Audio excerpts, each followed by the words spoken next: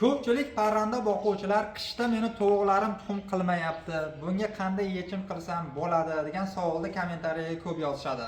Ya'ni bugungi videomizda hamma parrandalar ham emas, aynan bugun videoda aytib o'tiladigan parrandalar qish faslida ham sizni xonadoningizda, dasturxoningizda tuxumlar bilan boyitishi mumkin.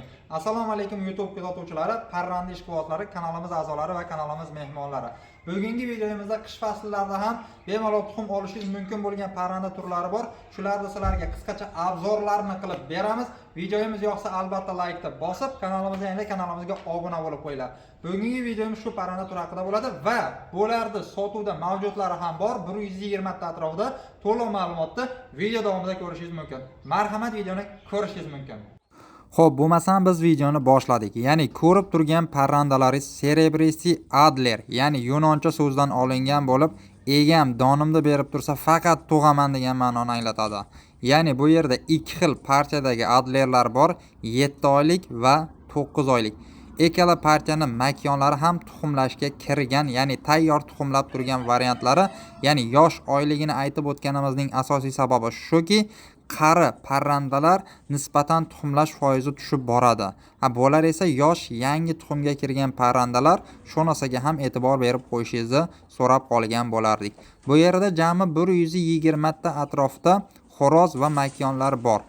Egalari bo'lardi 5 ta makonga bitta xo'roz qilib sotishni rejalashtirib qo'yishgan. Agarda kimga ma'qul keladigan bo'lsa, pastda raqamlarni chiqarib qo'yamiz, bemalol aloqaga chiqishlaringiz mumkin. Narxlari esa 210 ming so'm deyilyapti, albatta kami bor. Manzil Toshkent viloyati Chinozda joylashgan. Pastdagi raqam egalarining raqamlari. Yemishlari, soliqlari hammasi joy-joyda. Mana ko'rib turishlaringiz mumkin. Gnezdoda adlerlari tuxumlari. Ko'pchilik adlerni tuxumlarini mayda deyshadi. Haqiqatda dastlabki tuxumga kirgan 10-15 kungacha qo'yadigan tuxumlar maydaroq bo'ladi, lekin mana ko'rishingiz mumkin, bularda o'sha tuxumlari yirik holatda bemalol inkubatsiya sharoitiga ham, jo'ja ochirishga ham yaroqli bo'lgan tuxumlar. Tovuqlarimiz 100% sog'lom holatda vaksinalari qilingan, hech qayerda hech qanday muammosi yo'q. Endi qisqacha bu zotni hali oldin ko'rmagan, boqmagan, bilmagan kuzatuvchilarga ma'lumotini aytib o'taman. Bu zot Rossiyadan kelib chiqqan bo'lib, hozirda asosan bu zot tuxum yo'nalishida boqilyapti. Yillik 250 ta atrofida tuxum. Xo'p, go'sht yo'nalishida boqadigan bo'lsangiz, xo'rozlar yaxshi parvarish bo'ladigan bo'lsa 4 kilogacha, makonlar esa 2,5 kilogacha go'sht beradi.